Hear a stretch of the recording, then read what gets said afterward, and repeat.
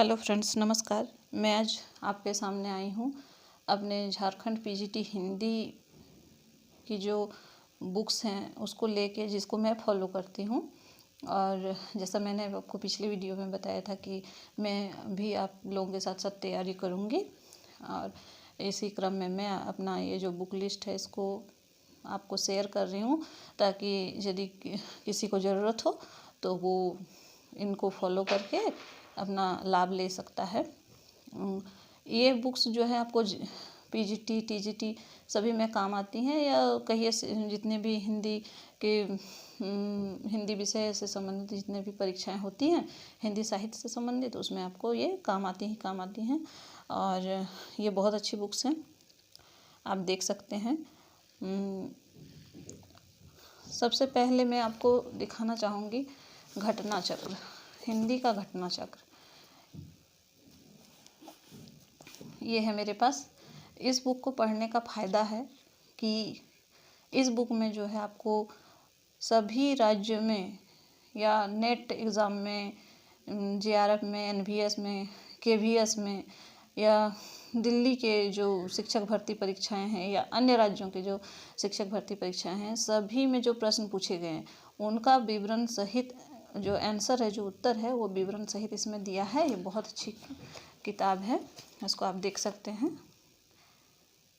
जैसे यहाँ एक प्रश्न दिया हुआ है कि निम्नलिखित पुस्तकों में किसकी भूमिका को छायावाद का घोषणा पत्र कहा जाता है।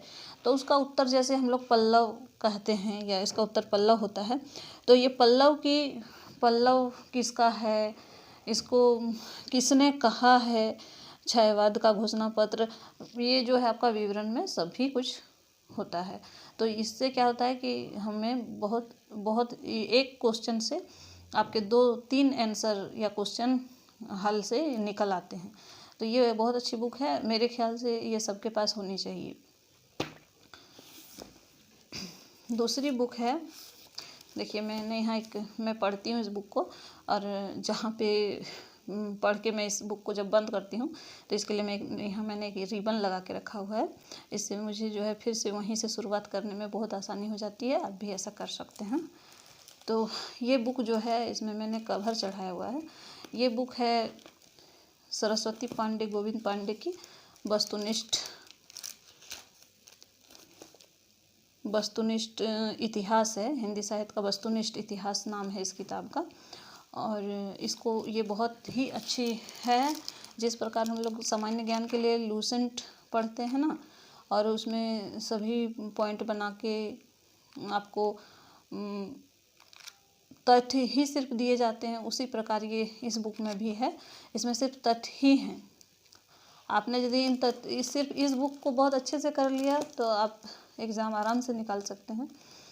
तो ये बहुत अच्छी बुक है, और ये तो आप पक्का ले लें, ये बहुत अच्छी बुक है।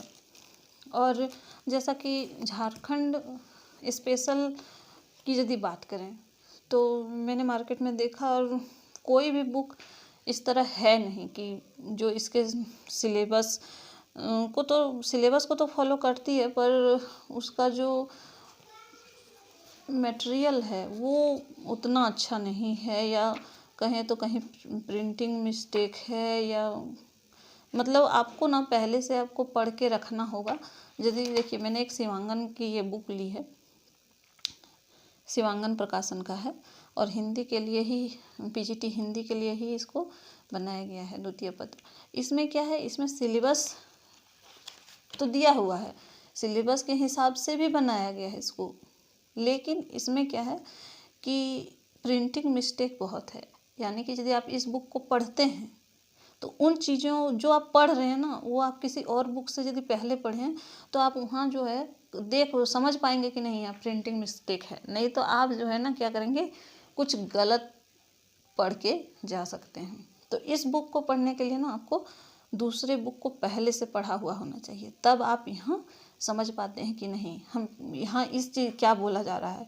बहुत यहाँ प्रिंटिंग मिस्टेक बहुत है, लेकिन फिर भी ये अच्छी है यदि आप पहले से पढ़े हैं और आपको पहले से नॉलेज है तो।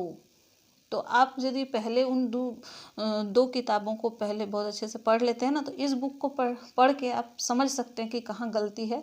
लेकिन हाँ, इसमें एक अच्छी चीज़ क्या है कि आपको जब सिलेबस को ये मेंटेन करता है तो आपको कहानियों का सार इसमें दिया है, नाटक का सार दिया गया है, और जो कविताएं हैं उनका भावार्थ दिए गए हैं। तो ये भी एक आपको अच्छा हेल्प करती हैं। लेकिन बस आपको पहले से थोड़ा ज्ञान रखना होगा, थोड़ा सा तथ्य आपको पहले से पता होना चाहिए। बस इस किताब को आप पढ़ सकते हैं, लेकिन ये आपके लिए उपयोगी तभी है जब आप पहले से जान रहे हो। यानी कि पहले से आप उन दो किताबों को अच्छे से पढ़ लें, फिर इसको आप पढ़ें। या इस तरह कहें कि आप पहले उन दो किताबों को अच्छे से पढ़ लें, और जब परीक्षा सामने आ जाए, 1-1.5 महीना जब बाकी रहे ना, तो तब आप इस किताब को छुएं। और मैं आपको बताऊंगी कि कैसे आप सिलेबस को जो है कवर कर सकते हैं कम समय में, क्योंकि अब जो है ना आने वाली है बहुत ही जल्दी, 2-4 दिनों में ही वैकेंसी आपको देखने को मिल जाएगी। और ऐसे समय में आप कैसे करेंगे सिलेबस को कवर, तो मैं इसमें थोड़ा सा बता दूं आपको कि आप तो सबसे पहले क्या कीजिए, पहले भी आपने किया ही होगा, और यदि नहीं किया है तो आप ऐसा करें कि जो भी सिलेबस में दिया गया है, जो जो टॉपिक दिया गया है, उसको ना आप एक कॉपी बनाएं, उसमें उस टॉपिक को लिखें, और उससे संबंधित जितने भी फैक्ट, जितने भी तथ्य आप खोज पाते हैं, खोज के लिखें, या किसी किताब से सबको एक जगह लिख लें। या यूट्यूब में भी बहुत अच्छे अच्छे चैनल हैं, आप सर्च करके उन चीज़ों को लिख लें। जैसे किसी नाटक के बारे में है, तो आप नाटक को क्या कर सकते हैं कि यूट्यूब में जाके, जैसे आषाढ़ का एक दिन है मोहन राकेश जी का, मैंने खुद उसको क्या किया कि मैंने सर्च किया, तो मुझे यूट्यूब पे ना एक ब्लैक एंड वाइट पूरा वीडियो मिला उसका। लंबा था, शायद 2 पार्ट थे वीडियो के। तो मैंने शायद दूरदर्शन के सौजन्य से या कुछ ऐसे था, तो मैंने उस दोनों को देखा, पूरा ब्लैक एंड वाइट। लेकिन हाँ, मैंने आपको ये नहीं कहना है कि मैं बोर हो रहा हूँ, बोर हो रही हूँ, आपको बहुत ध्यान से देखना है, यहाँ तक कि पात्र आपस में कैसे संवाद कर रहे हैं, एक दूसरे से जो संवाद करते हैं ना, और पात्रों के नाम। नाटक में प्राय इन्हीं सबसे प्रश्न पूछा जाता है, तो आपको ये बहुत ध्यान में रखना है। हाँ, और क्या रखना है कि जो कब क्या घटित हो रहा है, यानी कि घटना, जैसे कालिदास की गोद में वो क्या लेके आए थे, हिरण का शावक था कि शेर का शावक था, तो आपको ये चीज़ ध्यान रखना होगा। मतलब आप बहुत ध्यान से देखिए। इस तरह करके आप कहानियों का, मैंने कहानियाँ भी जो है सर्च की। जब मैं खाना बनाती थी तो जो है प्रेमचंद्र की कहानियों के जो नाम दिए हैं हमारे सिलेबस में, उनको मैं खाना बनाते बनाते देख लिया करती थी। सर्च करने के बाद आपको सारी कहानियाँ मिल जाती हैं। जो भी आप प्रेमचंद्र की कहानियाँ सर्च करते हैं ना, आपको सारी कहानियाँ यूट्यूब पे मिल जाएंगी। आप उसको देखिए, फिर आप पढ़िए, फिर आप देखेंगे कि देखने के बाद जब आप पढ़ते हैं ना, तो आपको कितने सारे प्रश्न पहले से आ रहे हैं। तो आप इस चीज़ को फॉलो कीजिए, मैंने किया है, और मैं आपसे बनी रहूँगी इसी चैनल पे। आपको यदि अच्छा लग रहा है, ये मेरी बुक्स अच्छी लग रही हैं, या आपको मेरी कई बातें अच्छी लग रही हैं, तो मेरे साथ जुड़िए। आगे भी मैं आपको इसी तरह की अच्छी बातें बताते रहूँगी। या ऐसा नहीं कि मैं टीचर के जैसे, लेकिन हाँ, आपको मैं जिस प्रकार पढ़ती हूँ कोशिश करूँगी कि आपके साथ शेयर करूँ, आपके साथ कविताओं का पाठ करने की भी कोशिश करूँगी, और मैंने जितना समझा है आपको मैं बताने की कोशिश करूँगी। Thank you.